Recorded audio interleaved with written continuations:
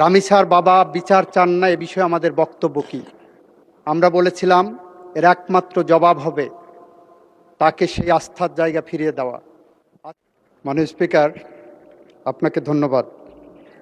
মাননীয় স্পিকার, আপনার মাধ্যমে বাংলাদেশের সম্প্রতি ঘটে যাওয়া একটি অত্যন্ত হৃদয় বিদারক ঘটনার বিচার সম্পর্কে আপনার মাধ্যমে এই জাতীয় সংসদকে, এই মহান সংসদকে এবং গোটা জাতিকে আমরা অবহিত করতে চাই। মাননীয় স্পিকার, মাননীয় স্পিকার, গত 19শে মে ঢাকা শহরের পল্লবী এলাকায় একটি অত্যন্ত নৃশংস ঘটনা ঘটেছিল, আপনারা সবাই দেখেছেন। সে নৃশংস ঘটনায় 8 বছরের শিশু রামিসা ধর্ষণ এবং হত্যাকাণ্ডের শিকার হয়। এই ঘটনার 7 ঘন্টার মধ্যে আমাদের পুলিশ বাহিনী 2 জন মূল আসামিকে গ্রেপ্তার করতে সক্ষম হয়। সরকারের পক্ষ থেকে তাৎক্ষণিক পদক্ষেপ নেওয়া হয়। মাননীয় প্রধানমন্ত্রী নিজে, মাননীয় স্বরাষ্ট্রমন্ত্রী সহ, এবং সেখানে সেই টিমে আমিও ছিলাম, আমরা ভিকটিমের পরিবারের সাথে দেখা করি। ওই দিন ভিকটিমের বাবার একটি আহাজারি ছিল যে উনি বিচার চান না, কারণ এদেশে এই ধরনের ঘটনার বিচার হবে না। আমরা আশ্বস্ত করেছিলাম, মাননীয় প্রধানমন্ত্রী আশ্বস্ত করেছিলেন এই ঘটনার আমরা বিচার করতে বদ্ধপরিকর। মাননীয় স্পিকার, আপনার মাধ্যমে এই মহান সংসদকে জানাতে চাই, আমাদের পুলিশ বাহিনী 5 দিনের মাথায় সুষ্ঠু তদন্ত করে এই ঘটনার পুলিশ প্রতিবেদন দাখিল করেছিলেন 24 তারিখ ঈদের আগে দুপুর 12টার সময়। 24 তারিখ দুপুর 4টের মধ্যে সেই চার্জশিট আমরা সিএমএম কোর্ট থেকে সংশ্লিষ্ট ট্রাইব্যুনালে নিয়ে যায়। মাননীয় স্পিকার, আমাদের সামনে একটা শঙ্কা ছিল, সেটা হলো বাংলাদেশের সমস্ত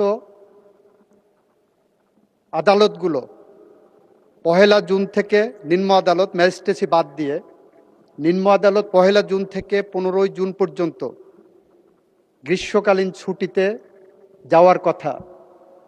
আমাদের মাননীয় প্রধান বিচারপতিকে আমরা অনুরোধ করার পরে বাংলাদেশের সকল শিশুর প্রতি সহিংসতামূলক যে ট্রাইব্যুনালগুলো গঠন করা হয়েছে, আমরা গত সংসদে আইন পাশ করেছি, সেই ট্রাইব্যুনালগুলোকে আমরা ছুটির আওতা বহির্ভূত রাখতে সক্ষম হই।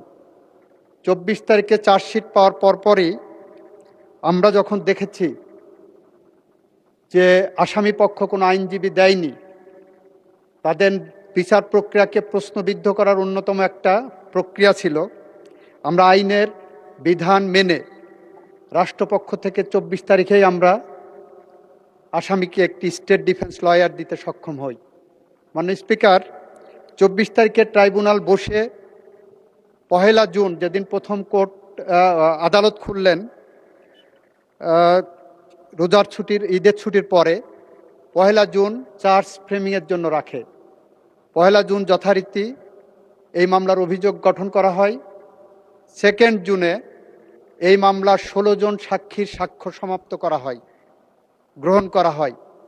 3 জুনে এই মামলায় আসামি পক্ষ কোনো সাক্ষী দিতে চান কি না সেই ধরনের একটি দিন ধার্য রাখা হয়। 4 জুনে যুক্তিতর্কের জন্য উপস্থাপন দিন ধার্য করা হয়। 5 and 6 জুন শুক্র শনি থাকাতে 7 জুন আজকে ছিল, আজকে রায়ের জন্য দিন ধার্য ছিল এবং রায় যথারীতি ঘোষিত হয়েছে। আমরা রাষ্ট্রপক্ষ থেকে, প্রসিকিউশনের পক্ষ থেকে সমস্ত সাক্ষ্য সুবাদ উপস্থাপন পূর্বক যে রায় প্রত্যাশা করেছিলাম, যে রায় প্রস্তাব করেছিলাম, যে রায় আদালতের কাছে প্রার্থনা করেছিলাম, আদালত সমস্ত সাক্ষ্য প্রমাণ আলোচনা করে 41 ঘন্টা পর্যন্ত, 41 মিনিট শুধুমাত্র তার পর্যালোচনা এবং আদেশের পাঠটা ঘোষণা করেছেন। এবং আমরা আনন্দের সাথে জানাচ্ছি যে আমরা রামিসা হত্যাকাণ্ডের সাথে জড়িত 2 জন আসামি মূল আসামি সোহেল এবং তার সহযোগী তার স্ত্রী তাকে আদালতের মাধ্যমে মৃত্যুদণ্ডের রায় পেয়েছি। মাননীয় স্পিকার,